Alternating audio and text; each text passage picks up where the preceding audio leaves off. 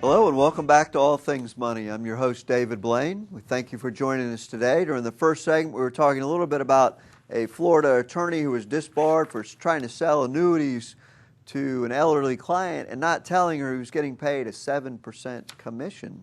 If you missed that, head on over to the web, www.dlblain.com. That's DLBLAIN.com. In about a week or so, we'll have archive posted of the show. So I wanted to quickly talk here about the unemployment benefits. Things financial. We did a show maybe a year or so ago on the massive Medicare fraud that exists out there. And not to get too political, but this is all financial related. You know, the health care and Medicare and unemployment and things like that, they're all financial. They all relate to where the country's going and where you need to invest. And in fact, just to kind of have a sidetrack for a minute, maybe we'll cover this next week. There was a great opinion piece in the Wall Street Journal today about the problems with Europe and how the fixes that they're trying to apply in Europe right now are not going to do much good because the problems are really systemic. As you have a societies that value not working, you have that they value that they get everything from the government, free health care, free education, everything's free. And so when you have a crisis, there's no way to dig out of it because no one is willing to give anything up. The jobs for life, retirement at 50, things like that. And in this country, we're in a lot of danger of falling into that trap. Right now, about 48% of households receive some sort of government check every month. And we see that about half of Americans pay no income tax whatsoever. And this story just kind of relates to it. Whenever you have a bureaucracy as big as the federal and state government administering the unemployment benefits, you're going to see eye-staggering numbers like this. So according to the federal government and states, in 2011, they overpaid an estimated $14 billion in unemployment benefits.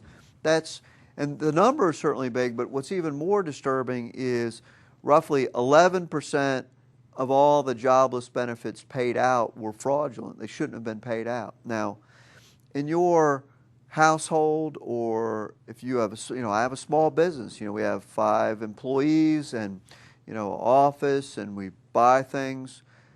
I don't pay out anything that I don't owe. I mean, my overpayment rate is 0. I don't pay my employees more than they deserve. If they come to work and maybe they want a vacation or whatever, but I know how much they get paid. I don't overpay them.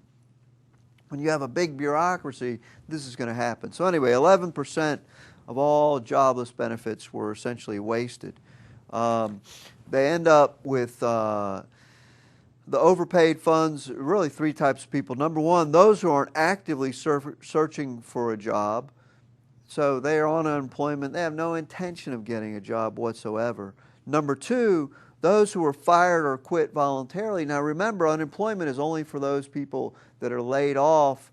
If you quit your job, you don't get unemployment. Or if you're fired because you didn't show up, you don't get unemployment. Well, a lot of those people file anyway. And number 3 category is those who continue to file claims even though they have another job. So those are the 3 big categories of people committing this fraud. And this is a great story. It talks about people who intentionally defraud the system using fake documents or identities are also another category. There was a story in this from CNN about this man of Richmond, Indiana, who collected unemployment benefits while serving 2 years in county jail. And this is a quote from him. "It's not like some big scheme I thought of," he said. He was originally laid off in 2007 and collecting unemployment benefits. After he landed in jail, another inmate urged him to keep filing the claims. "I paid this guy $50 each time to have his girlfriend, a woman I never met, file my unemployment claims." So as he says, it's not like some big scheme he thought of. I'm not sure what it is. But anyway, once again, another big bureaucratic program that is full of fraud, waste, and abuse. Okay. Let's move on to retirement. A lot of you people out there still have this dream of retirement. We see people every day coming in our office that are looking to do that. We're helping people every day be able to do that. It's not unrealistic. It's very realistic for people to do so.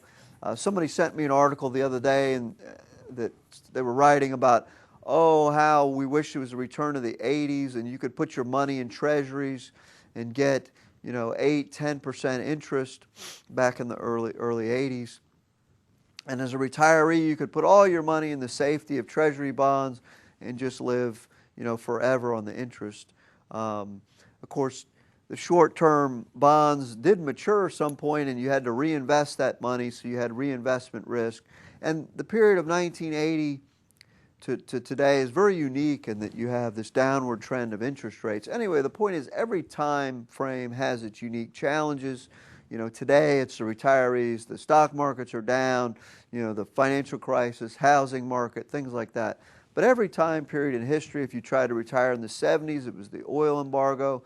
The early 80s, it was, recessionary period, things like that. So every period has its unique problems, and what we want to do is cover a couple of things that we see people coming into our office or trying to retire, a couple of problems that can be easily solved either on your own or with some help so that you can have that retirement that you have thought about and dreamed about for the past 30, 40 years. So we'll get into that when we come back. It's time for our second break.